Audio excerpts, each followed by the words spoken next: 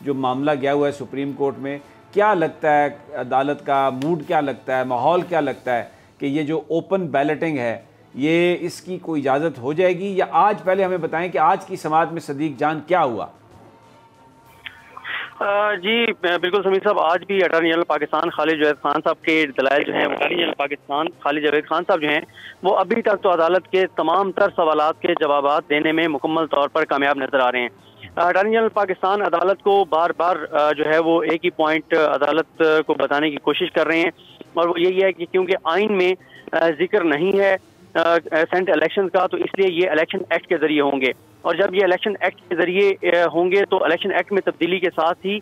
जो है वो सीक्रेट बैलेटिंग को ओपन बैलेटिंग में बदला जा सकता है। अटॉर्नी जनरल पाकिस्तान का आज भी फोकस यही रहा कि जो भी एमपी होता है, क्योंकि वो पार्टी के पार्टी उसको टिकट देती है, तो वो अकाउंटेबल होता है, ही फॉलो करना होता है। और पाकिस्तान में जिस तरह से पैसे लिए जाते हैं, जिस तरह से खरीदो फरोख्त होती है, हर सेनेट इलेक्शन पे 1985 से लेकर उसके बाद से हर इलेक्शन पे सवालात उठे हैं, और वो ये कहते हैं कि आप सिविल सोसाइटी देख लें, आप मीडिया देख लें, आप तमाम पॉलिटिकल पार्टीज देख लें, यहाँ तक कि वो ये कहते हैं कि पीपल्स लीग नून दोनों ने जो चार्टर ऑफ डेमोक्रेसी किया उसमें भी इन्होंने वाज़ेह तौर पर लिखा था कि सेनेट में खरीदो फरोख्त जो है वो बंद होनी चाहिए। अटॉर्नी जनरल पाकिस्तान मुकम्मल तौर पे अदालत को इसी बात पर कायल करने की कोशिश कर रहे हैं कि इनके जब अदालत ने ये कहा कि ये मामला पार्लियामेंट में आपको उठाना चाहिए, तो वो ये कहते हैं कि अगर आप इसकी तशरीह कर देंगे, जाना फिर भी पार्लियामेंट में है, अगर कानून साजी होनी है तो वो भी पार्लियामेंट ने करनी है, आईनी तरमीम होनी है तो वो भी पार्लियामेंट ने करनी है, फैसला तो पार्लियामेंट में होना है, आप सिंपल इसकी तशरीह कर दीजिए। और अटॉर्नी जनरल पाकिस्तान ये कहते हैं कि अगर अदालत ये कह देती है कि आप इसको सिंपल कानून साजी के साथ कर सकते हैं, तो इससे फायदा जो हार्स ट्रेडिंग है, जो खरीदो फरोख्त है, जो पैसे लगाए जाते हैं, जो करप्शन होती है, जो लूट मार होती है, इन तमाम चीज़ों का रास्ता बंद कर दिया जाएगा। तो अब सोमवार तक ये समाअत मुलतवी हुई है, लेकिन जैसे मैंने कहा कि अभी तक अटॉर्नी जनरल पाकिस्तान खालिद जावेद खान साहब बहुत तैयारी के साथ पेश हो रहे हैं, और वो अदालत के हर सवाल का जवाब देने में मुकम्मल तौर पर कामयाब नजर आ रहे हैं। फैसला क्या होता है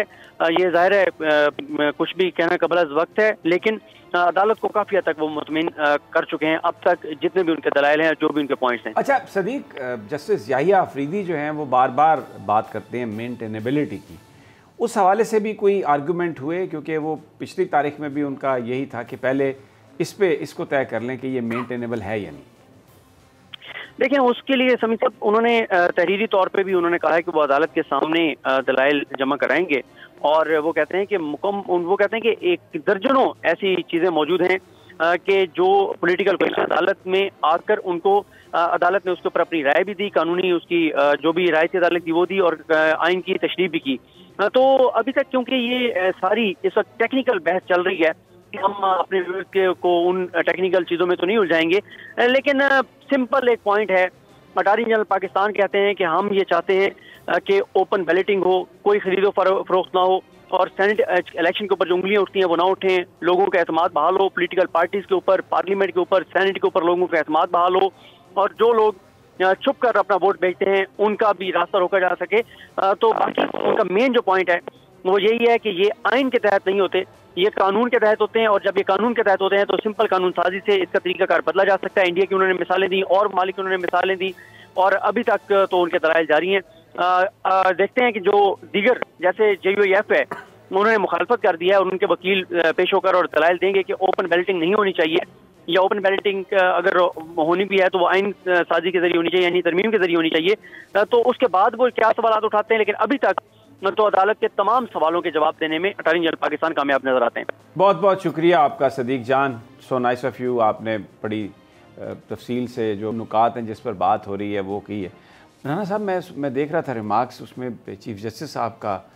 एक ये रिमार्क था कि जहाँ पर आइन खामोश होता है वहाँ पर फिर कानून उसकी जगह ले लेता है। तो यही तो हुकूमत का पॉइंट ऑफ व्यू है। मुझे ये लग रहा था कि जो क्वेश्चन से ही हम अंदाज़ा लगा सकते हैं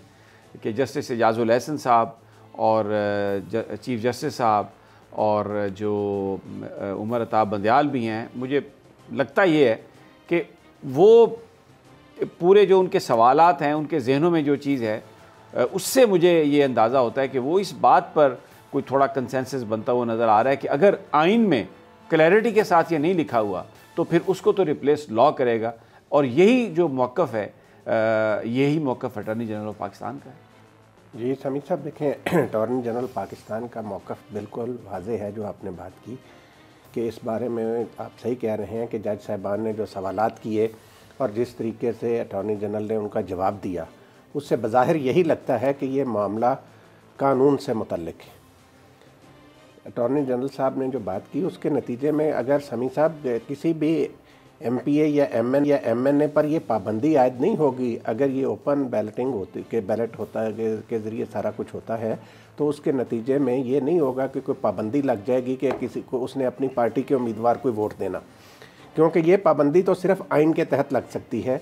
कि वो बंदा अपनी पार्टी के उम्मीदवार के ख़िलाफ़ वोट नहीं दे सकता। जैसे प्राइम मिनिस्टर है, तहरीक एतमाद फाइनेंस बिल है, इस तरह के जो मामलात हैं।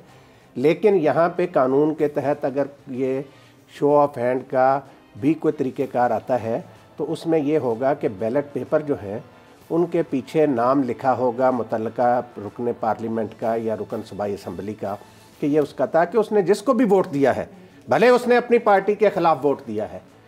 तो वो पता चल जाएगा कि दुनिया में हमने डेमोक्रेसीज़ में हमने ये देखा। अभी मैं मिसाल दूंगा आपको अमरीकी ऐवान नुमाइंदगान की। आज वहाँ पर प्रेसिडेंट ट्रंप के मुआवजे की दरख्वास्त है, उसमें 10 रिपब्लिकन मेंबरान हैं जिन्होंने अपने ही सदर के मुआवजे के हक़ में वोट दिया है, और वो पार्टी जो गाइडलाइंस होती हैं उसमें उसके तो वो मुखालिफ हैं। लेकिन वहाँ पर जो वोट है वो बाकायदा अगर आप देखें तो ओपनली कॉल किया जाता है, सेनेटर या उसका नाम और कांग्रेसमैन वो आके सवाल उठाया जाता है, वो करते हैं स्पीकर, और वो उस पर ने या आए वो कहते हैं। पूरा कोई छुपने वाली बात नहीं है, बिल्कुल सब ओपन है और अपने कॉन्शियस के मुताबिक वोट देते हैं। अगर कोई अपनी पार्टी के सदर या अपने किसी उन्हीं की अपनी कोई अगर कोई पॉलिसी है उसके हवाले से कोई वोट है तो वो उसके ख़िलाफ़ देते हैं वोट, तो उनकी कोई मेंबरशिप कैंसिल नहीं होती और वो मौका उन्हें दिया जाता है कि वो अपने ज़मीर के मुताबिक वोट दें। बिल्कुल आपने सही बात की है। ये जो हुकूमत का मौक़िफ़ है वो यही है जो बात आपने कही कि यहाँ पर भी सेनेट के इलेक्शन में ये तरीक़ेकार होना चाहिए कि अगर किसी ने अपनी पार्टी से हटकर वोट दिया है तो बजाय इसके के बाद में कहा जाए हम पता चला रहे हैं, कमेटी बन रही है जी, किसने ये किया, वो खुलकर सामने आए कि जी हाँ मैंने पार्टी पॉलिसी के खिलाफ वोट दिया है, पार्टी के कैंडिडेट। तो सदीक जान, नून लीग को क्या एतराज़ है इस पर? आप तो क्योंकि पॉलिटिक्स कवर करते हैं तो जो पार्टी के लोग हैं उनसे आपकी हर इशू पर बात होती होगी, वो इसके क्यों खिलाफ है ओपन बैलेटिंग के? चलें अपना सदीक साजिद साहब, आपने अगर ये सवाल सुन लिया है तो आप दे दें, क्योंकि सदीक जान साहब तो जा चुके हैं। मैं इसमें एक अलग अंदाज से बात करूंगा। जो 18वीं तरमीम थी उसमें एक मुतलकुल अनानियत कायम की गई कि पार्टी सरबराहों को इख्तियार दिया गया। ये जो आप ज़मीर की आवाज़ की बात कर रहे हैं ना, ये उसमें उनकी आवाज़ बंद करने के लिए कि ये जिस तरह आपने मिसाल दी है कि 10 रिपब्लिकन ने वोट दिया है डेमोक्रेट्स के साथ मिलकर, ये ज़मीर की आवाज़ बंद करने के रज़ा रब्बानी साहब वैसे तो बड़े असूली और कानूनी बंदे बनते हैं, यानी कि अगर आप ज़मीर कुछ और कहता है और आप वोट पार्टी पॉलिसी के मुताबिक ही देंगे तो फिर ज़मीर आपको मलामत करेगा। अगर आप ऐसा करेंगे, मलामत बेशक ज़मीर करता रहे, आप रुकनीत से महरूम हो जाएंगे। ये वाला 18वीं तरमीम में सुकून मौजूद है और उसी वजह से वज़ीर-ए-आज़म इमरान खान साहब बार बार जो बात कर रहे हैं कि 18वीं तरमीम में तरमीम होनी चाहिए, इस तरह की चीज़ों को निकलना चाहिए कि अगर देखें हर MNA हर MPA वोट तो आवाम के लेकर आता है ना, पार्टी के चले कहते हैं जी पार्टी को वोट मिलता है, पार्टी के वोट के साथ साथ हमारे यहाँ जो चीज़ क्या चलती है समी साहब आप भी जानते हैं, राणा साहब भी जानते हैं, बरादरीज़म होता है, लोगों के अपने काम करने के तरीके होते हैं, उसी बुनियाद से बहुत से लोग आगे आ जाते हैं। यहाँ पर आकर उनको एक पार्टी टिकट के नाम के ऊपर कहा जाता है जी आपने पार्टी के फैसले का पाबंद रहना है, तो यहाँ पे तो वैसे ज़मीर की आवाज़ जो है वो मार दी जाती है। तो इसी वजह से वो तो इस पर तो आसिफ जरदारी साहब खुल के कहते हैं डेसूं ना डेसूं, 18वीं तरमीम ना डेसूं। तो इसी वजह से ना जी कि कंट्रोल खत्म हो जाएगा, वो कंट्रोल खत्म हो जाएगा। सब्सक्राइब करें और बेल दबाएं ताकि कोई खबर रह न जाए।